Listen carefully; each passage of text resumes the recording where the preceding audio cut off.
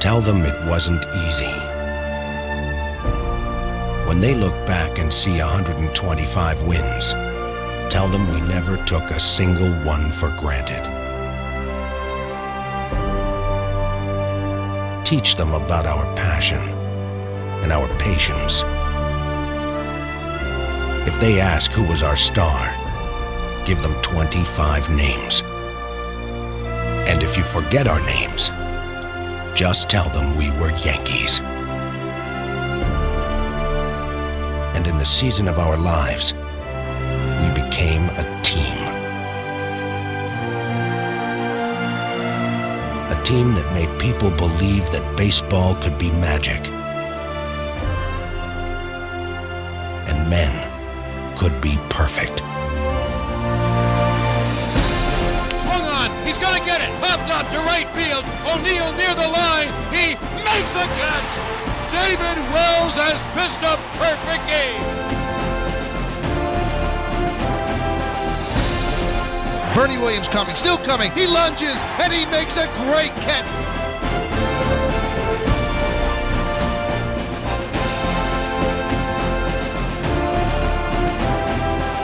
Swung on and driven to deep center, that ball is high, it is far, it is gone! He hit a grand slam home run!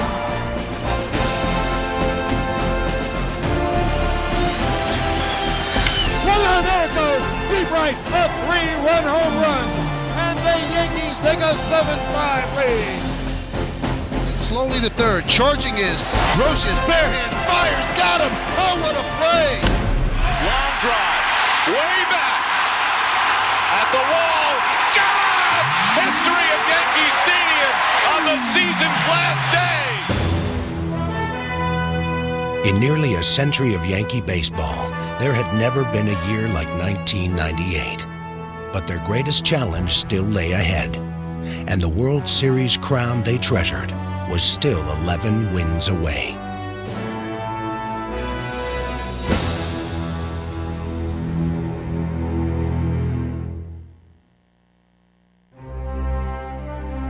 On the strength of their record-setting regular season, the Yankees would open the postseason as the hunted. Their hunters would be the slugging Texas Rangers. The other American League series pitted the confident Boston Red Sox against the defending American League champions, the resilient Cleveland Indians. In the National League, the Atlanta Braves had won 106 games, but they would have to contend with the remarkable Sammy Sosa and his Chicago Cubs, while the feared Houston Astros would meet the overlooked San Diego Padres. The hunt had begun. Well set. The runners go, the 3-2. Swung on and missed. He struck him out on a high breaking pitch. Brown, the kick, the pitch on the way. Swing and a miss, and he struck him out. Strikeout number 16 for Kevin Brown. 3 balls, 2 strikes. Runners go. Deep right, on its way. Grand slam for Fresno. Ball to right field. Back it goes. Back. Good! Home run number 2 of the game for Bond. The set, the pitch, and a swing and a long drive. Away back. Gone.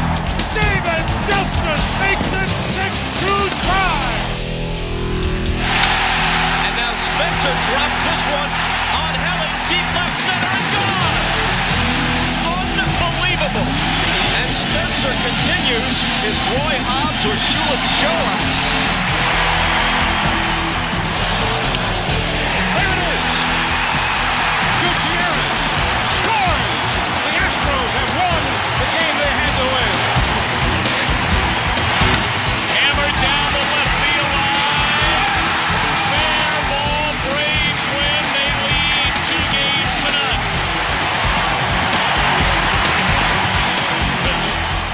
Swung and drill, deep left field. That ball is gone. A grand slam, Eddie Perez against the wind, and the Braves have blown it wide open. A swing and a long drive to right center. Nixon back on the track at the wall, leaps up and gone to the Boston bullpen. Untouchable. Leyritz, high and deep to the field.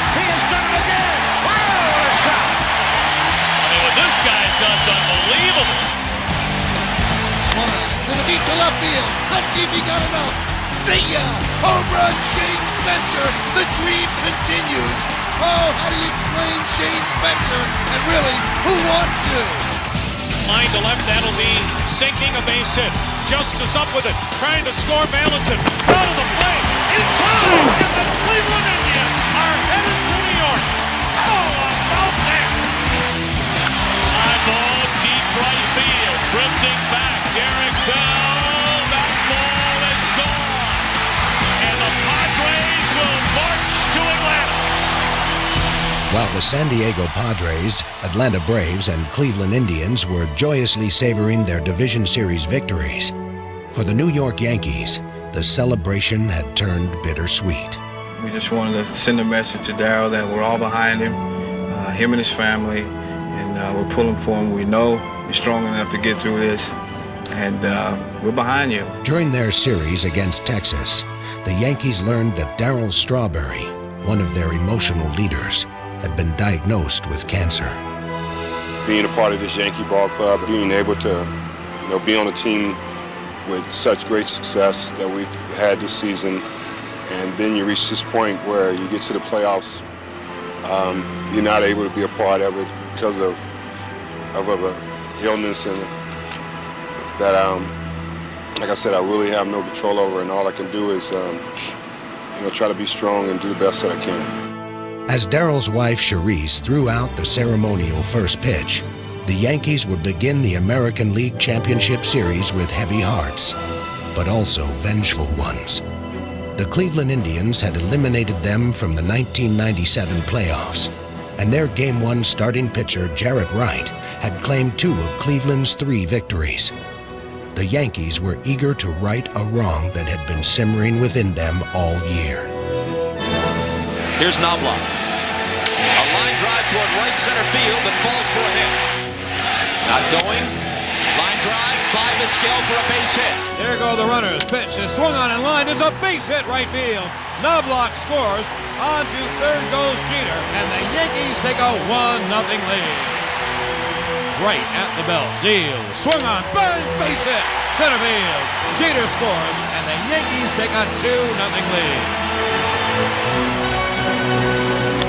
Line drive, base hit. Posada comes through, and it's 4-0.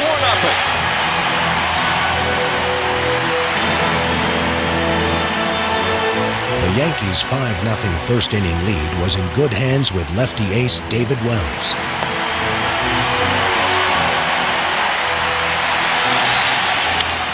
Hit toward the hole, Jeter backhands from the outfield grass. Got him! Man, what a play! What a throw from the outfield grass. Wells waits for Jeter to bang fist. My hat goes off to Derek. He made one of the best plays I've seen in that situation.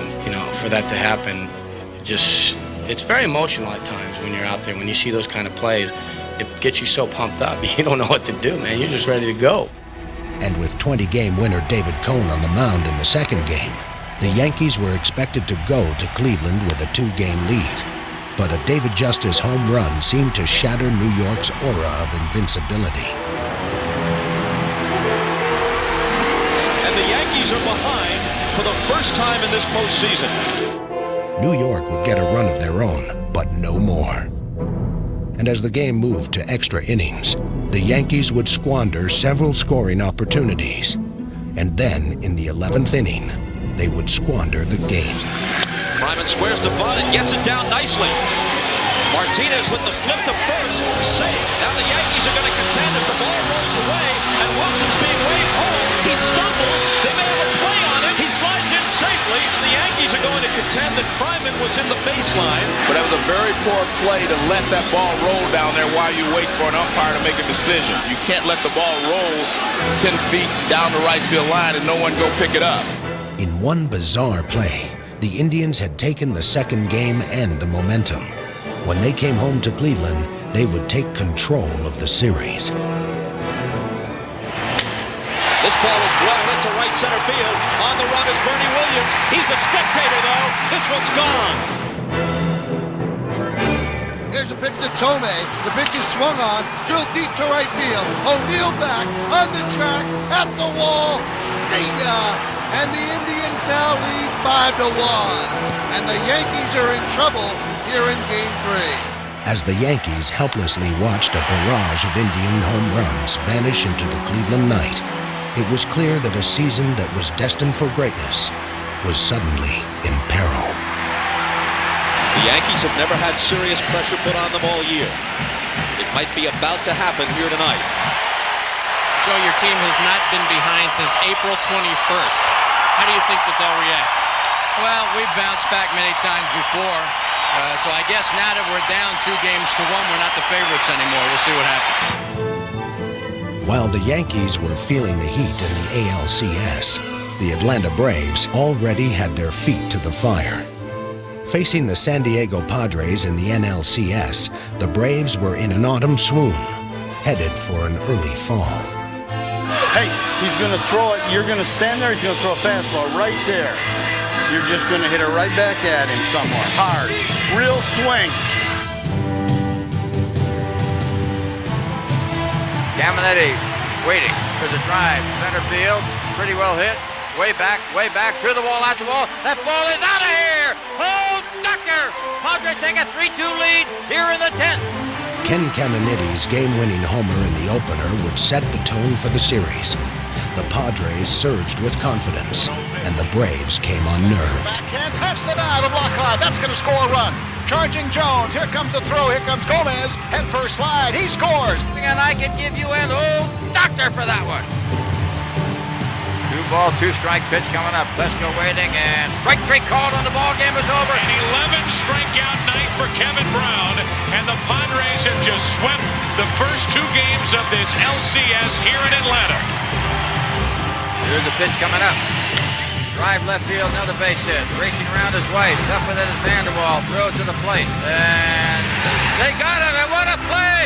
Man, you can hang a star on that, baby! Atlanta Braves thought they would roll right through the Padres and get to the World Series for the 5th time in the 90s. They have hit a wall here in San Diego with this Padres team. After stunning the Braves in the first 3 games, the Padres looked to knock them out in front of their boisterous fans. But they would drop the 4th game, and clinging to a narrow lead late in the 5th game, they would call on their #1 starter, Kevin Brown, to come in from the bullpen to finish off the Braves.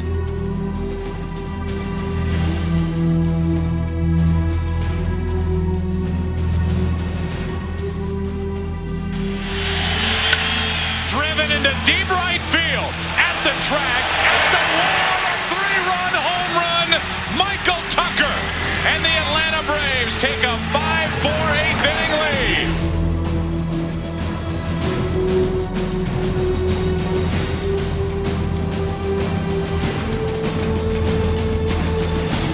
Michael Tucker's dramatic home run brought the series back to Atlanta.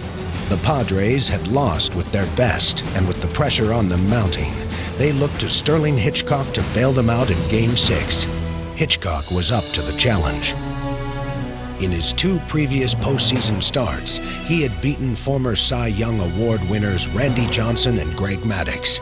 Now he would take on a 3rd, Tom Glavine.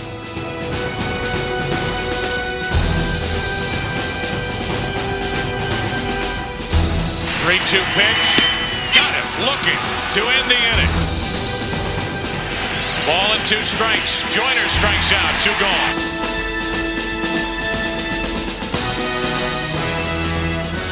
Like gunfighters, Hitchcock and Glavine dueled for 5 scoreless innings. Then in the 6th, Glavine blinked. Glavine's 3-2 pitch, runner going, slow ground ball. Slowly charging Chipper Jones, bare hand grab, great throw, but the run scores. Coming on to score is Greg Vaughn. The Padres have broken out of a scoreless tie. The 1-2 pitch on the way. Ground ball up the middle's got a chance. It's a base hit. Here comes Cammy. They'll never get him. It is 2-0 San Diego. San Diego's 5-run rally would finish off Atlanta. Left field, that's got a chance, and coming on, off the glove of Batista. The Padres have broken it open here in Game 6 in Atlanta. A 5-0 shutout win put the Padres back in the Fall Classic for the first time since 1984. And the Padres drape the National League flag around their shoulders for 1998. The whole doctor. If the San Diego Padres' journey to the World Series was a joyride, then the Yankees' trip was an odyssey, burdened by their own expectations. The Yankees began Game 4 against Cleveland trailing 2-1 in the series, but all season long they had manufactured a hero whenever they needed one. For the biggest game of the year, manager Joe Torre handed the ball to rookie pitcher Orlando Hernandez, known as El Duque, the charismatic Cuban refugee who came to the Yankees shrouded in mystery. El Duque had escaped Cuba by raft 10 months earlier. Now, he would try to help keep the Yankees season afloat in Cleveland. Up steps O'Neill with 2 down and the bases empty. Swung on and hit high in the air to right. That ball is high. It is far. It is gone. Paul O'Neill homers, and the Yankees in the first inning take a 1-0 lead. Paul O'Neill staked him to the slimmest of leads. Now it was time for El Duque to make it stand up. With 2 outs and the slugger Jim Thome up, he was in a first-inning jam. So Vizquel from second and Ramirez from first will be running on the pitch. Here it comes. And a long drive to right. O'Neill back to the wall with just enough room. The Indians narrowly missed getting to El Duque, and that was as close as they would come. Swung and missed, he struck him out. With every batter he retired, El Duque breathed new life into his teammates.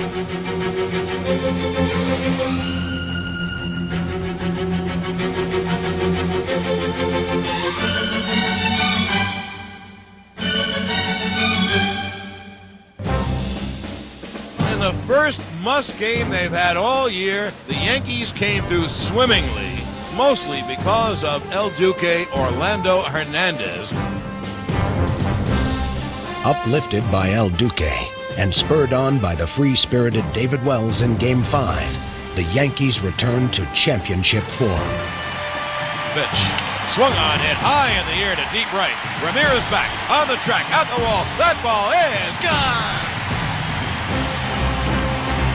The pitch is grounded up the middle. Knobloch feeds Jeter 1, on to first, double play! Oh, what a big play by the Yankees! By defeating the Indians 5-3, the Yankees were coming home to claim the pennant. Big game in Yankee Stadium, sellout crowd, chance to go to the World Series. I just hope we see the horses at the end of the game, circling the field.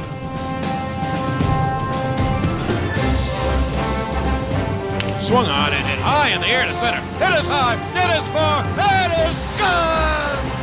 A 3-run home run! And the pitch to Jeter. Swung on and driven out toward right center field deep.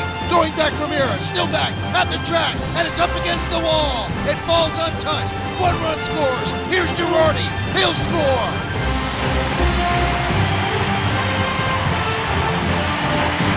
Hit on the ground to third, backhanded by Brosius to his feet. Oh, what a play by Brosius!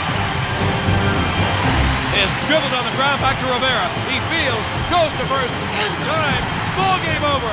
American League Championship Series over. Yankees win. Yankees win. The New York Yankees take another step to their eventual goal as they defeat the Cleveland Indians 4-2.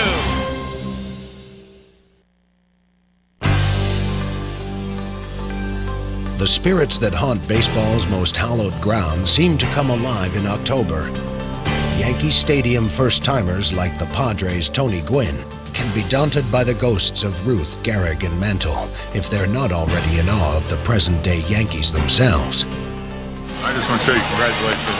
What y'all have done this year, it's just been a tremendous year. To win that many games, that's hard to believe that one team could do what y'all did. You're getting fat and old and ugly. You can't get much uglier, but we get fatter and older. That's exactly right. Joe, how you doing? Congratulations. Congratulations to you guys. Thank you. Mi pana. Wally, how you doing, Wally? Bien. Okay. ¿Y tú? Bien, gracias a Dios. How? Enjoy yourself, man. We both will. Okay. We're here. That's the toughest spot. You got us tough. I got news for you, man. You're sweating every game, every playoffs. Unbelievable. When you get here, it's almost like a relief. After the great baseball renaissance of 1998, the stakes at the Fall Classic seemed higher than ever. And if the Padres were going to get the jump on the Yankees, they would have to go through the toughest big game pitcher in the American League.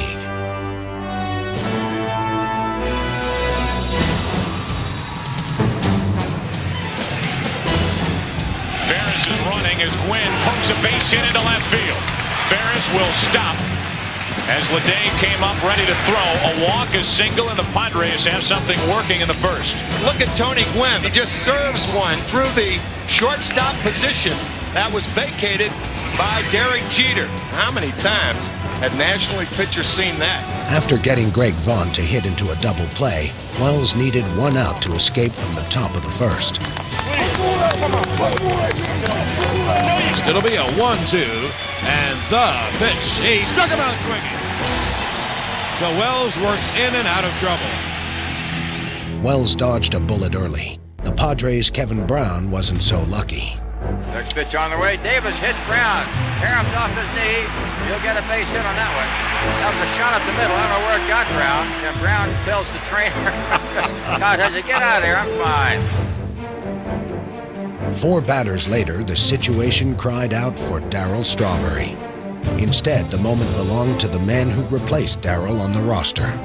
Ricky Leday, of all people, getting the start here in Game 1 of the 1998 World Series for a team that won 114 games. Before the game, around the batting cage, he thanked me for putting him in the lineup. I said, don't thank me. I said, you're the one that has the ability. You're on this roster, and go out there and do the best you can, have some fun. Our left field situation, we weren't getting a lot of offense since Spencer stopped hitting home runs. So I put him out there. I mean, that's how smart I am. I put one of the hitting stars of the game in left field and batted him ninth. The 3-2, swung on in line down the right field line. It is a base hit. One hop off the wall. Davis scores. Martinez scores. Posada is held at third. It's a double down the right field line. And 2 RBIs for rookie Ricky Leday. And the Yankees take a 2-0 lead. In the top of the third, Wells faced the Padres' 50-home run hitter Greg Vaughn with 2 outs and 1 on. Wells holds the set. And now the 0-2. Swung on, hit in the air to deep right center field. That ball is high. It is far. It is gone. A 2-run home run to deep right center field by Vaughn. And the ball game is tied at 2. If the Padres had spotted something about Wells they could handle, they knew Gwynn wouldn't miss it. He's going to go up top. Set to Tony, fastball high, deep right field, throw the right field foul ball, that's fair, it's gone, and it is going and gone. Home run, Anthony Keith Gwynn, 4-2 Padres. I challenge me, flat out. I'm not going to try to trick you. I'll basically tell you what's coming. You have to tip your cap when they hit the pitch that you throw. I don't want them back. I just wish they wouldn't hit them that far. Wells deals. Vaughn swings. There it goes to deep left. It is high. It is far. It is gone. A home run for Vaughn. And San Diego now takes a commanding 5-2 lead. The 3-run deficit was the biggest hole the Yankees had been in all season with David Wells on the mound. And despite the bruised chin and a reported case of the flu, Padres ace Kevin Brown was in all his intimidating glory. Brown with a 1-2 pitch. Swing and a miss, strike 3. Goodness gracious. By the 6th inning, the Padres themselves had become the scariest thing in the Bronx on this October night. Having already defeated 200-win teams in the playoffs, they had the look of the executioner, ready for victim number 3. The Yankees have had 50 come-from-behind wins. That's the most in the American League, but they better hurry up. In the bottom of the 7th, the Yankees came back to life. 1-0. Swung on line drive. Base hit over the leaping try of Veras into right field. And Posada is on with a 1-out single.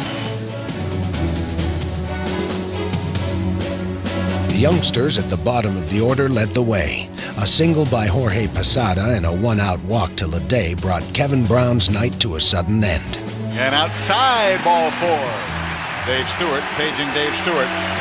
Here comes, not Dave Stewart. Replacing the Padres' ace with suspect middle relief was like giving the Yankees a second chance to win Game 1. And a second chance was just what the Yankees' Chuck Knobloch was looking for.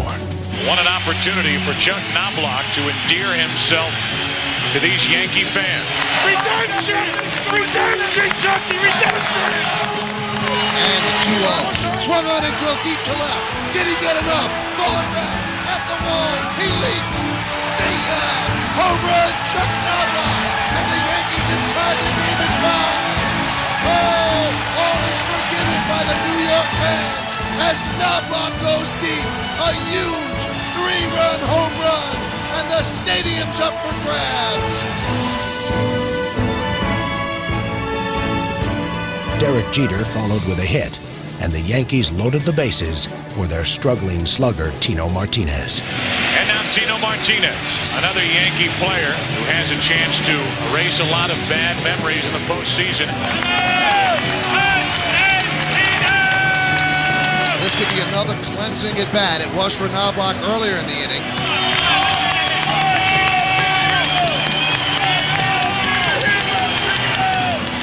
Langston leads in, goes from the stretch, sets. And the 3-2. Swung on a drill deep to right. There it goes. That ball is gone. A grand slam into the upper deck for Tino Martinez. And the Yankees lead 9-5. 7 runs in the 7th inning in the first game of the Best of 7 World Series.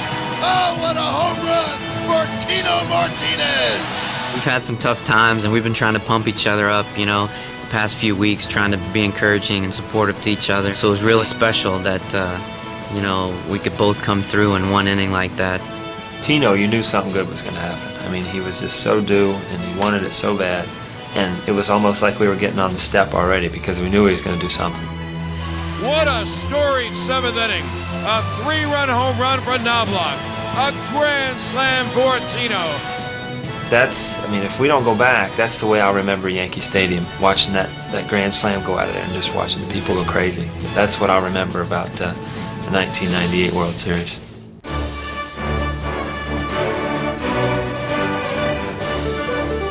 After the tension of the series opener, individual redemption had lifted the pressure off the team for Game 2.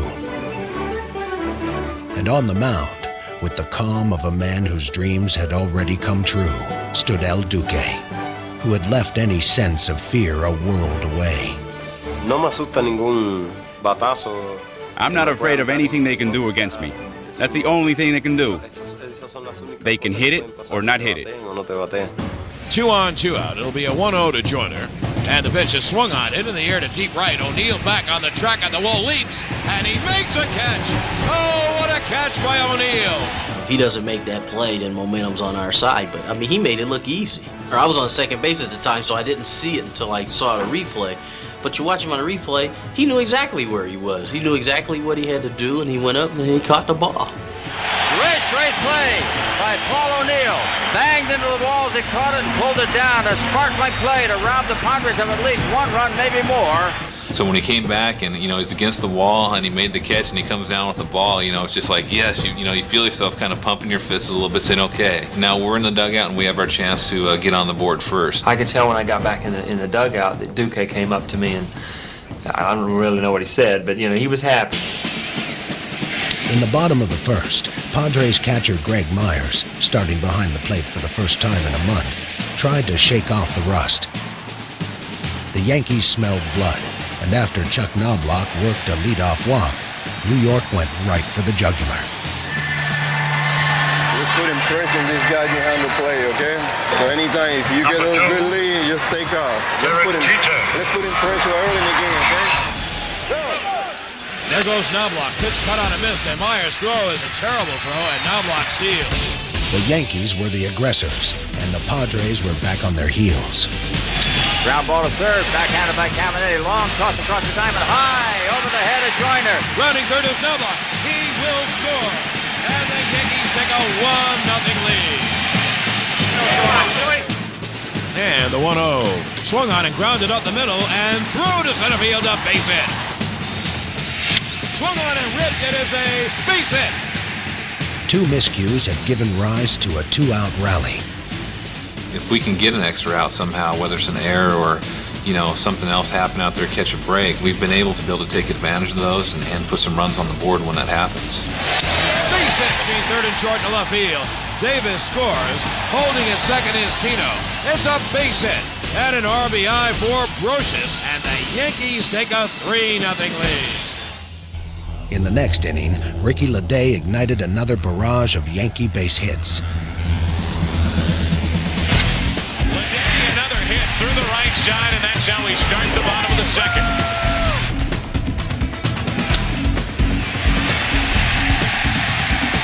I'll say one thing about the Yankees. They have found holes wherever they have hit the ball. The pitch bounced up the middle and fielded. No, it goes past Ferris to center field, base hit. It's a ribby single for Jeter, and the Yankees take a 4-0 lead. And Andy Ashby has thrown a lot of pitches through less than 2 innings. And drilled to deep right center field. It is high, it is far, it is gone! Burn, baby, burn! And the Yankees have taken a 6-0 lead. Ernie Williams' first home run of the postseason had the Yankees in command, and Tino Martinez opened the third with his third straight hit. It'll be a 1-2. Hit on the ground in the middle. It's another base hit for the Yankees to center field. Yankees are wearing Ashby out. Most of them ground singles. Then it was the Yankees' number 9 hitter, with his 4th hit in 5 World Series trips. Leday on his way to second base. It is now 7-0 New York. And Ricky Leday, they can't get him out. Every Yankee starter would get a hit and either score or drive in a run, as the Yankees' offensive balance tipped the scales of the series in New York's favor. Right then, we had gotten into the bullpen early in the game. When you're starting pitchers mowing them down and you continually to tack on runs, game's over.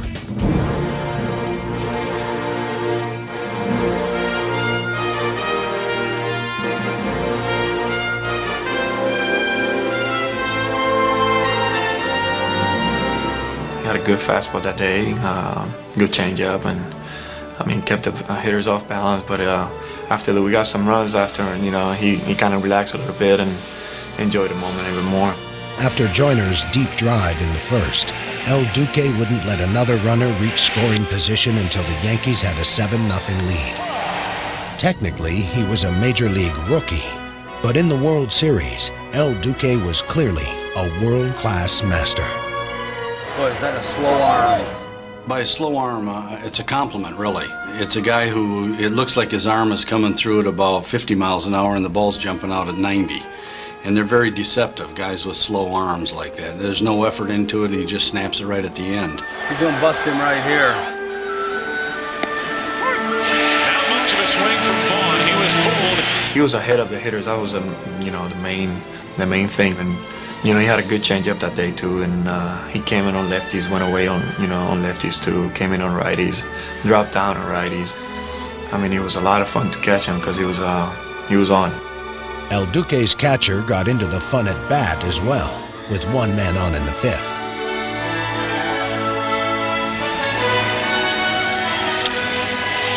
Swung on and drilled deep to right center. That could go. See ya! Home run, Jorge Osana. I got out there and said, I'm going to try to hit the ball hard. And, I got it up in the air and the ball went out. He has so much power. What a shot. A 2-run Posada home run. When I'm sitting on the bench, that's the most, I was thinking, I'll hit a home run in the World Series. Jeff Nelson came on to close out the 9-3 victory. Strike 3 is called inside corner. Ball game over. Yankees win. The Yankees win. For El Duque, who had risked his very life for the opportunity to pitch in a game like this, it was the sweetest win of all. I was very happy that our team had won the first 2 games of the World Series. It's 2 steps less than we have to take.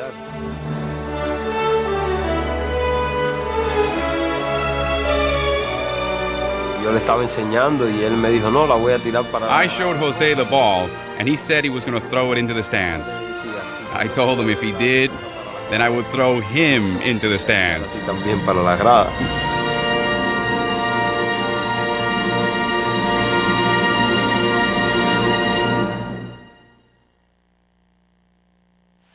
In San Diego, the record crowds were back. Would the Padres find their winning ways waiting for them too? On their feet, waving their towels. Oh boy, what a sight.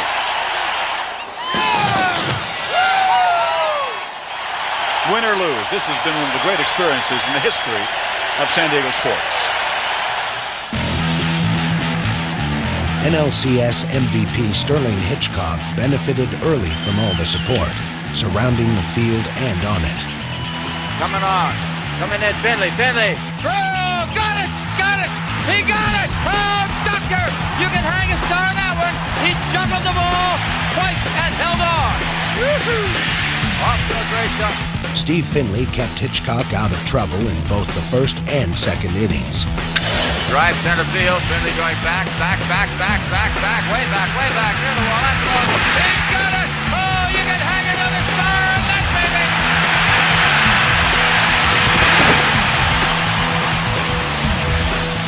But they were two huge plays early in the game where, you know, momentum was still out there to be had. And if he doesn't make those plays, maybe the Yankees get it.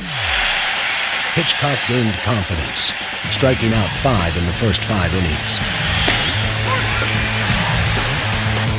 But New York had solid defense and pitching of its own.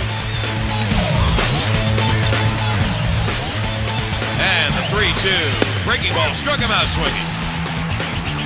The 4th straight former Cy Young winner to face Hitchcock in the postseason was David Cone. And through 5 hitless innings, he and Hitchcock dueled to a standoff. Strike 3 is called. Gomez left before the signal by Dale Scout.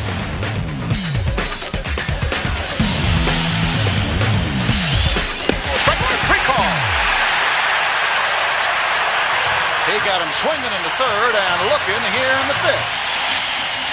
In the top of the 6th, Cone looked to engineer the game's first breakthrough himself.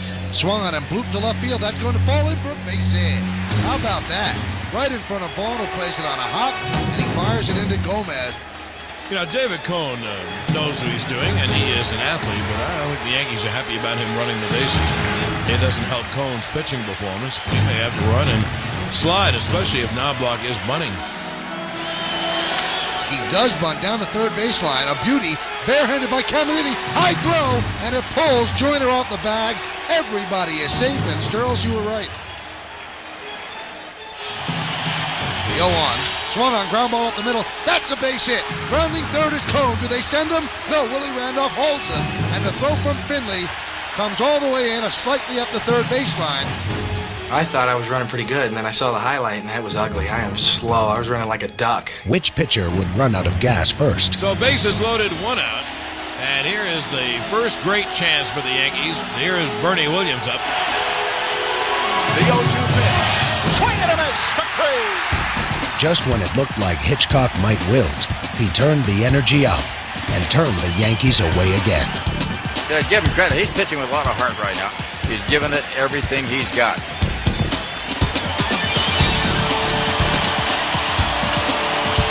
Bases loaded, 2 out, no score, top of the 6th. In game 3. The 0-1 pitch. Popped him up. Now you'll hear it because Kilbeel's waiting and calling and catching. What a job by Sterling Hitchcock. The MVP of the National League Championship Series is coming up big again in the World Series. The Yankees leave the bases loaded in the 6th inning. Sterling Hitchcock, we salute you. He has been simply amazing. In the bottom of the 6th, Hitchcock pulled out yet another surprise. Line shot right center field. How about that? Base hit. Earlier for David Cone, now for Hitchcock. Okay, I've seen it all. Going right to the mound from third base, you know, it was a little deflating, and I tried to get myself back up, and I kind of took the pitcher for granted leading off the inning. I thought that might be an easy out, and I can take a break here, and next thing you know, first and second, nobody out. With 2 men on, Cone faced Tony Gwynn with 65,000 voices ready to raise the roof. Cone delivering. No, Castellano Martinez, that's a base hit. They're going to bring home Sterling Hitchcock. The throw is going way up the line. 1-0 Padres. The ball got away. It goes in the dugout, and here comes Kilbeel. He will score. 2-0 Padres. and they'll send Tony Gwynn to third. How about that?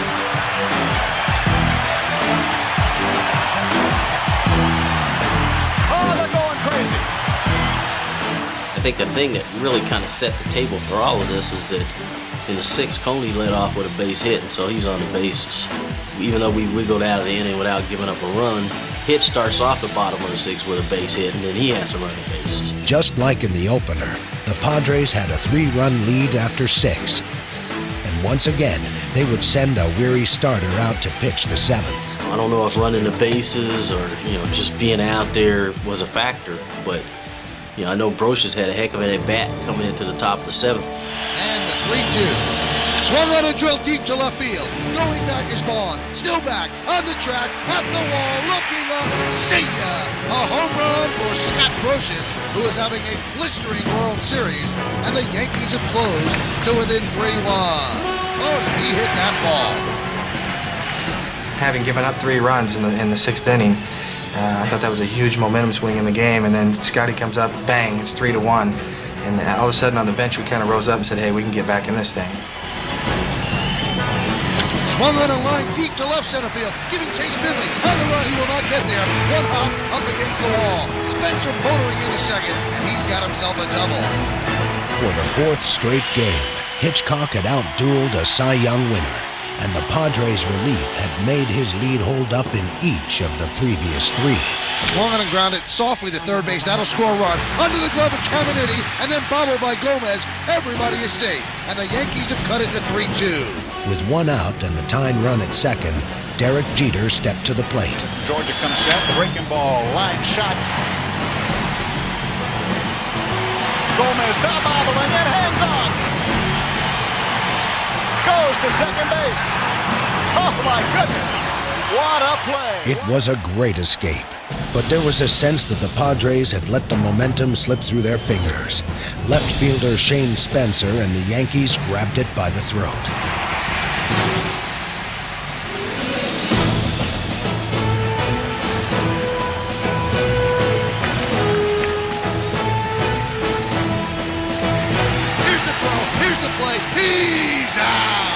All season long, the Yankees had played as if the opportunity to win every ball game would come if they just waited long enough. After Paul O'Neill led off the 8th with a walk, they sensed the moment coming. So it looks like we're going to see the great closer, the best closer in the National League, Trevor Hoffman, here in the 8th. Actually, it was kind of neat to see him come in the game with the AC/DC going and the fans. I mean, I was on first base at the time, and I was like, this is kind of cool. We're staring at them getting back in the series 2-1. They've got Kevin Brown going again. We hadn't seen Hoffman before. He's such a great year. He's had so much said and written about him. We were anxious to see him, but we were kind of leery too because he's got great numbers, great stuff, and we didn't really know what to expect. Bernie Williams, the league's leading hitter, at the plate. Fans going bananas here. Drive right field, high in the air. Gwynn going back. That's got some distance. Taking him right to the wall, in front of the wall, and he's got it for the out. Woo! With a loud out and a walk, Trevor Hoffman danced around the heart of the order. But heart was something the Yankees had, 1 through 9. Scott Brocious worked Hoffman deep into the count, waiting for his pitch, waiting for his moment. At second base, Paul O'Neill, the tying run. At first base, Tino Martinez, the go-ahead run. 2 balls, 2 strikes, 1 away. Chance forward in the ball game. Swung on and hit in the air to deep center. Finley back, away back, on the track, at the wall. Gone! A 3-run home run for Scott Brocious. Scott Brocious might well be the MVP of the World Series. He hit a 3-run home run over the dead center field wall. And the Yankees take a 5-3 lead. Scott Brocious has been unbelievable. It really struck me when I saw the emotion on his face. I mean, how could you not be pumped in the World Series in this type of situation? But that's one of the great performances in World Series history and Yankee World Series history. Mariano Rivera made sure it was the last great moment of the night by getting the final 5 outs. It'll be a 1-2 pitch. Struck him out swinging. Ball game over. Yankees win. victory took its rightful place among the greatest wins of baseball's greatest franchise. For the Padres, it was getting hard not to get caught up in the sweep of history. Mark McGwire's presence added to the emotion surrounding Game 4, a bittersweet mix of wonderful memories of 1998 and the melancholy sense that baseball's greatest season could be coming to an end. Yeah, I want to win like everybody else, but sometimes, like right now, I got to sit here and say, hey, that's a hell of a club over there we're playing. But by no means am I writing us off, because I'm not. I just refuse to put the crown on their head until they win 4 games. While the Padres' belief in themselves would be tested, so too would the faith of Yankee pitcher Andy Pettitte. The stalwart of their World Championship staff in 1996 had struggled in 1998, coping with worries about his ailing father back home. I know his father gave him a lot of encouragement to go out there and pitch, and Yandy's got a lot of guts. The team has a lot of confidence in him. Back in '96, he had led the Yankees to a pressure-packed shutout victory in the World Series. The pressure was on again, and so was Andy Pettitte.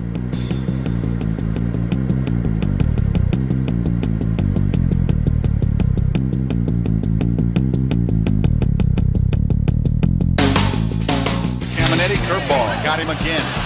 Tried to check his swing, fell down, jammed him inside, and struck him out. He's good. He's not throwing strikes. Everything is down, down, down. It's all he's going to throw, down and away. And Pettitte got more than emotional support from his teammates. Jeter fields, off-balance throw and a hop in time. What a play invented by Derek Jeter. Let's give Jeter and the Yankees credit. They can play this game. He was headed toward right center. He twisted his body and threw on a hop, and it skipped into Tino's glove. The play of the game for Derek Jeter.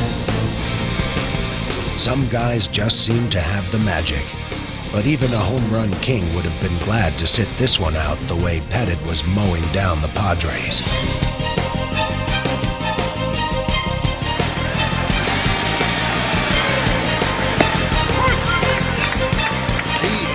Warrior out there. Pressure cooker in the World Series, and Pettitte is pitching brilliantly. I know there's a guy in a hospital in Houston who's pretty happy. Meanwhile, the Padres had their ace Kevin Brown on the hill. And Brown was looking more like the pitcher who struck out 16 Astros in the playoffs than the one who couldn't get out of the 7th in Game 1 against the Yankees.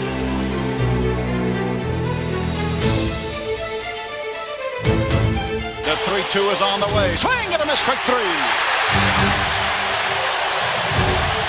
Ain't he something?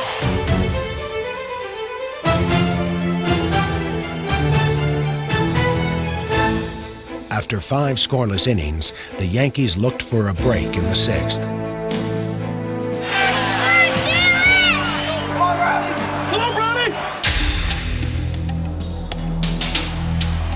The 1-1.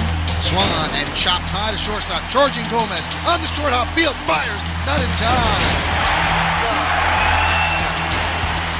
Pitch to O'Neill and swung on a line down the right field line. That's a base hit. It's going to go to the wall. Playing the carom is Tony Gwynn. Hustling to third is Derek Jeter to hold him right there.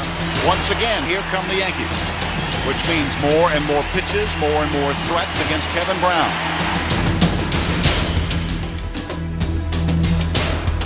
Bernie Williams will get his chance here to put the Yankees out in front here in the 6th inning. Back to Brown, an eternity as he waits for it, throws to first for the out. The run scores and the Yankees take a 1-0 lead.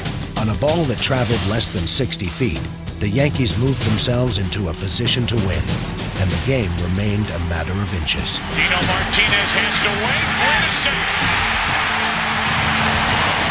1-0 New York here in the 6th inning.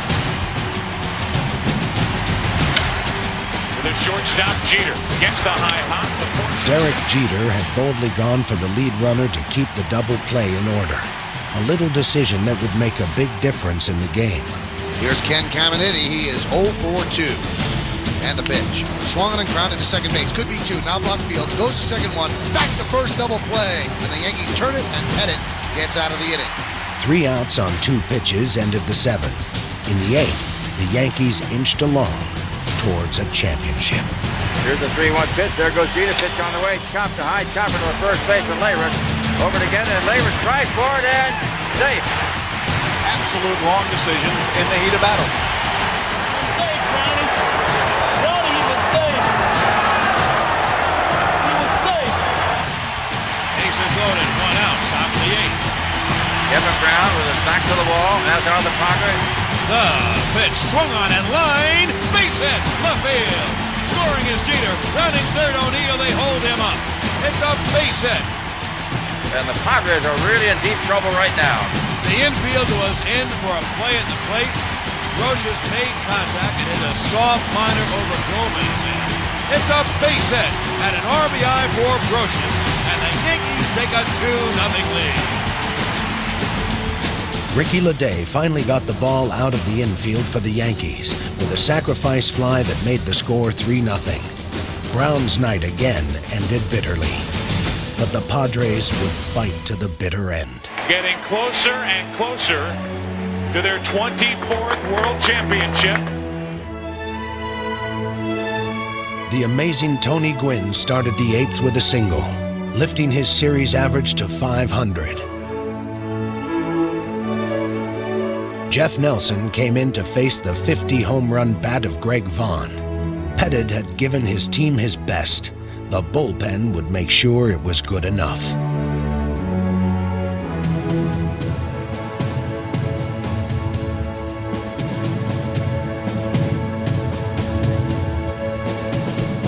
Next came Mariano Rivera, who took the lowest ERA in Major League postseason history into the 9th.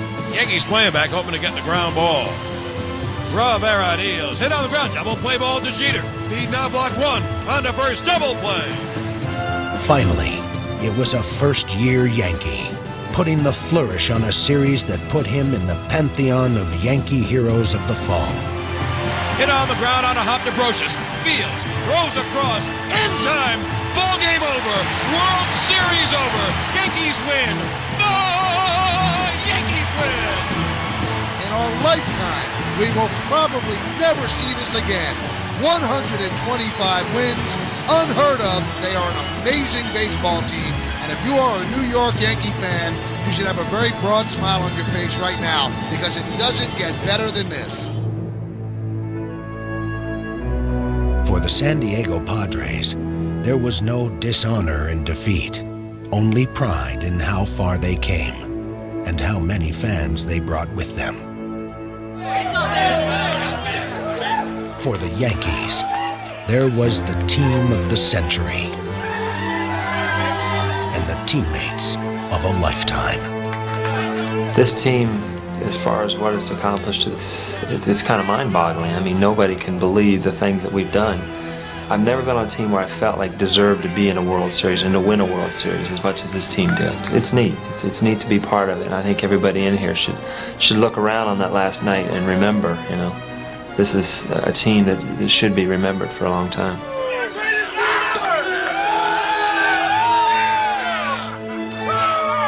You just cherish the moments that you have with these guys, because, you know, it's just one great, big, huge family that you never had, and now that you got it, you don't want to give it up. I got toast. Gentlemen, you did it. We did it great, but this one's for the strawberry.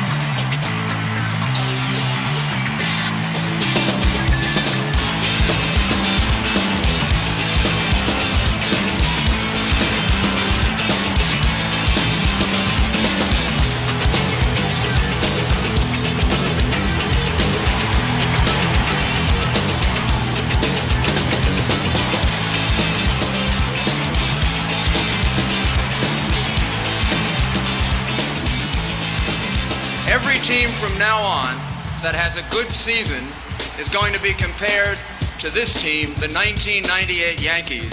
And I predict when the history of baseball is finally written, this will be the greatest team in the history of baseball.